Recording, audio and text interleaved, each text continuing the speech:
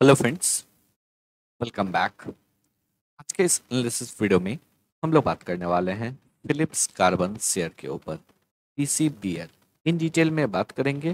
Video को आराम से लास्ट तक देखिएगा, जिससे कि आपको भी सभी पॉइंट्स अच्छे से क्लियर हो जाए। इन केस अगर आप लोगों का कोई भी क्वेरीज हो तो फिर आप कमेंट सेक्शन में पोस्ट कर सकते हैं, या फिर आप डायरेक्टली ट्विटर हैंडल पे भी कनेक्ट कर सकते हैं। ट्विटर हैंडल पे भी हम लोग लगातार क्वेरीज को रिप्लाई करते रहते हैं। ट्विटर और टेलीग्राम ग्रुप का लिंक आपको डिस्क्रिप्शन बॉक्स में मिल जाएगा। तो चलिए अब एनालिसिस को स्टार्ट करते हैं। पीसीबीएल के शेयर में आज एक जोरदार तेजी देखने को मिला। स्टॉक 8.25% की तेजी के साथ आज क्लोजिंग दिया है। Initially slightly gap up open हुआ था, एक अच्छा तेजी, उसके बाद काफी टाइम तक स्टॉक जो है स्लो एंड स्टेडी मूव किया और अगेन लास्ट के सेशन में एक शार्प तेजी। तो पीसीबीएल में एक अच्छा तेजी देखने को मिला। अगर आप लास्ट 5 ट्रेडिंग सेशन की बात करेंगे तो स्टॉक जो है 12.8% की तेजी के साथ क्लोज हुआ है और क्लियरली जो है एक बहुत ही जबरदस्त तेजी देखने को मिल रहा है हम लोगों को इस स्टॉक में। लास्ट 1 मंथ की अगर बात करेंगे तो स्टॉक जो है 7.6% के तेजी के साथ 1 मंथ के हाई पे ट्रेड कर रहा है। तो चलिए समझते हैं। सबसे पहले टेक्निकली बात करेंगे और साथ ही साथ हम लोग बात करने वाले हैं यहाँ पे एक और स्टॉक के ऊपर जहाँ पे कि आपको बोनस मिलेगा। तो पीसीबीएल के ऊपर डिस्कशन करने से पहले हम लोग इस स्टॉक को डिस्कशन कर लेते हैं। बीटा ड्रग, ये एक एसएमई कंपनी है और एसएमई कंपनी का ड्रॉबैक ये होता है जो यहाँ पे आपको हैवी कैपिटल चाहिए। यहाँ पे जो रिक्वायरमेंट है वो 100 का लॉट साइज है। करंट मार्केट प्राइस 1940 का है, यानी कि 1940 इंटू 100, इतना आपको कैपिटल चाहिए मिनिमम इस स्टॉक में एंट्री लेने के लिए। तो फिलहाल यहाँ पे हम लोग डिस्कशन करने वाले हैं। कंपनी ने बोनस का अनाउंसमेंट किया था 1:20 के रेशियो में, यानी कि अगर आपके पास 20 शेयर है तो फिर आपको 1 शेयर यहाँ पे बोनस मिलेगा। अगर आपके पास 100 शेयर है तो आपको 5 शेयर बोनस मिलेगा और अकॉर्डिंगली जो है वहाँ पे प्राइस एडजस्ट हो जाएगा। ये रिकॉर्ड डेट जो है वो 26 मार्च है। तो अगर आपके पास ऑलरेडी स्टॉक होल्डिंग में है तो 26 मार्च को आपको ये बोनस मिल जाएगा। तो 26 मार्च को अगर आपके पोर्टफोलियो में इस स्टॉक में ज़्यादा गिरावट देखने को मिले तो आपको समझ जाना है जो ये बोनस शेयर का इफेक्ट है और विद इन 3 ट्रेडिंग सेशन ये बोनस शेयर आपके पोर्टफोलियो में क्रेडिट हो जाएगा। तो चलिए वापस से हम लोग आ जाते हैं पीसीबीएल के शेयर के ऊपर। अगर लगातार इस स्टॉक में देखेंगे तो हम लोगों को एक अच्छा गिरावट देखने को मिल रहा था। यहाँ पे जो है स्टॉक 584 के लेवल से लगातार यहाँ पे फॉल किया, पुल बैक लिया, अगेन यहाँ पे फॉल किया, वापस से पुल बैक लिया, अगेन यहाँ पे फॉल किया, बट इस बार स्टॉक ने प्रीवियस स्विंग हाई के ऊपर क्लोजिंग दे दिया है। आज का सेशन का क्लोजिंग इसलिए भी इम्पोर्टेंट है क्योंकि आज daily as well as weekly दोनों ही कैंडल का क्लोजिंग था। तो यहाँ पे क्लियरली जो है लगातार जो यहाँ पे हाई लगा था उसके बाद यहाँ पे आपको लो लगा, ये lower high, again lower low, वापस से लोअर हाई, अगेन यहाँ पे lower low, almost same region में ये लो लगा और उसके बाद स्टॉक ने यहाँ पे ब्रेकआउट दिया। तो एक अच्छा पैटर्न का ब्रेकआउट देखने को मिल रहा है। अगर हम लोग वीकली बेसिस पे बात करेंगे तो वीकली बेसिस पे भी हम लोगों को सेम पैटर्न का फॉर्मेशन दिख रहा है। इसके साथ ही अगर हम लोग यहाँ पे बात करेंगे, अगर इस ड्राइंग को क्लियर करेंगे तो स्टॉक जो है क्लियरली काफ़ी दिनों से इस रेंज में था।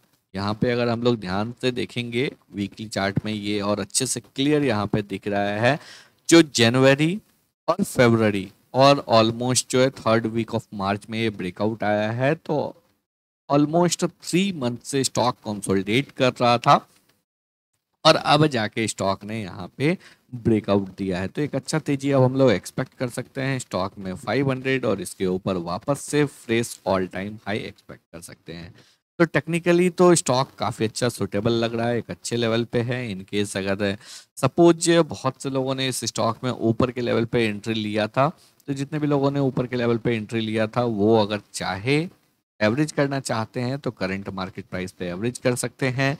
अगर इन केस फ्रेश बाइंग करना चाहते हैं तो फ्रेश बाइंग भी आप कर सकते हैं नीचे की साइड में स्विंग लो के नीचे अपने एसएल को प्लेस करके। नहीं तो अगर ऑलरेडी आपके पास पोजीशन है तो आप यहाँ पे कंटिन्यूसली होल्ड करके रख सकते हैं। चलिए अब बात करते हैं कंपनी के फंडामेंटल्स के ऊपर। 15,979 करोड़ का कंपनी का मार्केट कैप है, 35 के पीई पे ट्रेड कर रहा है। अगर हम लोग बात करेंगे तो 29.8 का इंडस्ट्री पीई है, तो इंडस्ट्री पीई से ऊपर ट्रेड कर रहा है। रिटर्न ऑन कैपिटल एम्प्लॉयड 14.2% का है, रिटर्न ऑन इक्विटी 16.2% का है।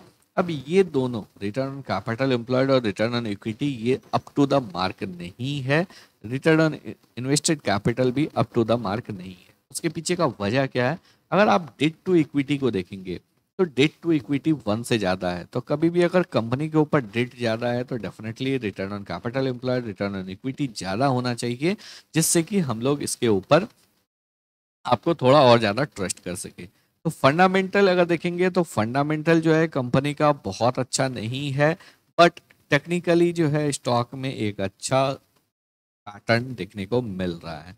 क्वार्टरली बेसिस पे अगर बात करेंगे तो Q3 का रिजल्ट काफ़ी अच्छा था। 2010 करोड़ का कंपनी ने रेवेन्यू जनरेट किया था 1657 करोड़ के अगेंस्ट में। 17% के अगेंस्ट में 16% का ऑपरेटिंग प्रॉफिट मार्जिन था, यानी कि ईयर ऑन ईयर बेसिस और क्वार्टर ऑन क्वार्टर बेसिस पे 1% का डिक्रीमेंट। बट यहाँ पे एक अच्छा एबिटा का ग्रोथ देखने को मिला, बिकॉज यहाँ पे आपको सेल्स में एक अच्छा ग्रोथ देखने को मिला था। तकरीबन 24-25% के आसपास सेल्स में ग्रोथ देखने को मिला, जिसका इफेक्ट है जो यहाँ पे एबिटा में भी ग्रोथ देखने को मिला। कंपनी का नेट प्रॉफिट में डेंट पड़ा है, क्योंकि ऑपरेटिंग प्रॉफिट मार्जिन भी आपको डिक्रीज हुआ। और उसके बाद अगर हम लोग यहाँ पे बात करेंगे तो कंपनी ने इंटरेस्ट काफ़ी हैवी अमाउंट में पे किया, इस वजह से यहाँ पे डिक्रीमेंट देखने को मिल रहा है। अगर हम लोग बैलेंस शीट के ऊपर बात करेंगे तो ऑलरेडी यहाँ पे जो है डेट काफ़ी ज़्यादा है, और डेट इस कंपनी के लिए एक बड़ा इशू है। अगर हम लोग कंपनी के शेयर होल्डिंग पैटर्न के ऊपर बात करेंगे, 51.41% जो है ये प्रमोटर का है। नेक्स्ट जो है 5.24% एफआई का है, एफआई ने स्टेक इंक्रीज किया। टीआई की अगर बात करेंगे तो डीआई के पास 6.7% का स्टेक है। रेस्ट 35.44% जो है वो पब्लिक के पास है, यानी कि ऑलमोस्ट 65% का स्टेक जो है FI plus promoter plus TI के पास है। एक चीज़ मैं क्लियरली बोल रहा हूँ, फंडामेंटल बहुत अट्रैक्टिव नहीं है। कंपनी जो है कंसिस्टेंटली प्रॉफिटेबल है, बट कंपनी के लिए डेट एक इशू है। अगर हम लोग यहाँ पे बात करेंगे, एक अच्छे प्रमोटर ग्रुप के द्वारा ये कंपनी प्रमोट किया जा रहा है। कंपनी का सेल्स कंसिस्टेंटली ग्रो कर रहा है। कंपनी का net profit consistently year on year basis पे ग्रो कर रहा है। कंपनी अपने ऑपरेटिंग प्रॉफिट मार्जिन को कंसिस्टेंटली मेंटेन किए हुए है। यहाँ पे अगर देखेंगे बीच में डिप जरूर आया था, बट वंस अगेन रिकवर कर लिया है। काफ़ी कुछ पॉजिटिव भी है, कुछ नेगेटिव भी है। तो फंडामेंटल एवरेज है, फंडामेंटल एक्सेलेंट नहीं है, बट टेक्निकली जो है कंपनी बहुत अच्छे लेवल पे है। आई होप आप लोगों को सभी पॉइंट जो है बिल्कुल अच्छे से क्लियर हो गए होंगे। अगर आप लोगों को वीडियो पसंद आया हो, एनालिसिस अच्छा लगा हो, वीडियो को लाइक करके चैनल को सब्सक्राइब जरूर करें।